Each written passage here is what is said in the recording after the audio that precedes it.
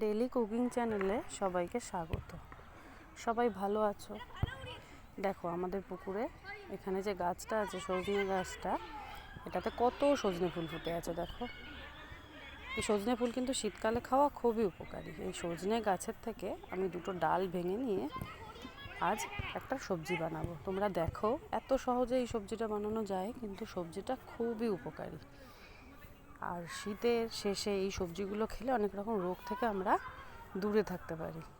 দেখো, শাকের ফুলগুলো ভালো করে ছাড়িয়ে নিয়ে ধুয়ে রেখে দিলাম। এবার আগে ছোট ছোট করে বেগুন আর আলু আমি কেটে সেটাকে অল্প করে একটু ভাপিয়ে নিয়ে রেখে দিয়েছিলাম।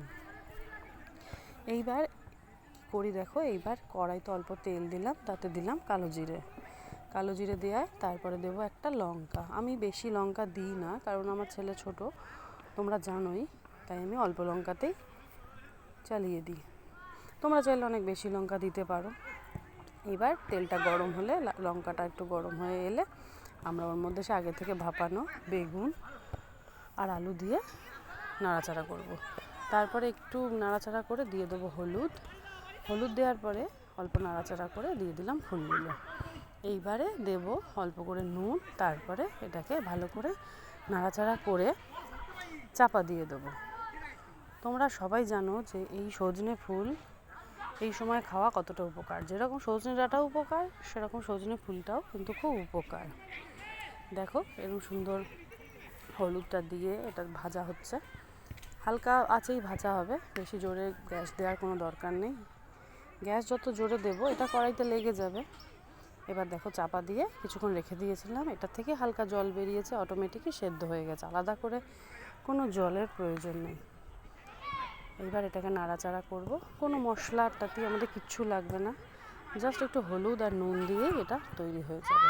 এবং এটা দিয়ে ভাত খেয়ে দেখবে এটা খেতে কত ভালো লাগে এবং খুব উপকারী। দেখো, এটাকে একটু হালকা ঘেঁটে দেবো নাড়াচাড়া করে, ব্যাস আমার কিন্তু রান্না কমপ্লিট। এইবার এটাকে আমরা পরিবেশন করব, একটা থালার মধ্যে বেড়ে নিলে হয়ে গেল রান্না। ব্যাস, দেখো কত সুন্দর হয়েছে, দেখে কিন্তু মনে হচ্ছে না বাঁধাকপি। দেখো কত সুন্দর হয়েছে। এইবার আমি, ছেলের তো সকালে স্কুল আছে, ওকে একটু ভাত আর এই তরকারিটা দিয়ে খেতে দিয়েছিলাম। তরকারিটা কিন্তু খুবই ভালো হয়, তেতো ভাব কোনো থাকেই না। ও খেয়ে দেখো বলছে খুব সুন্দর হয়েছে।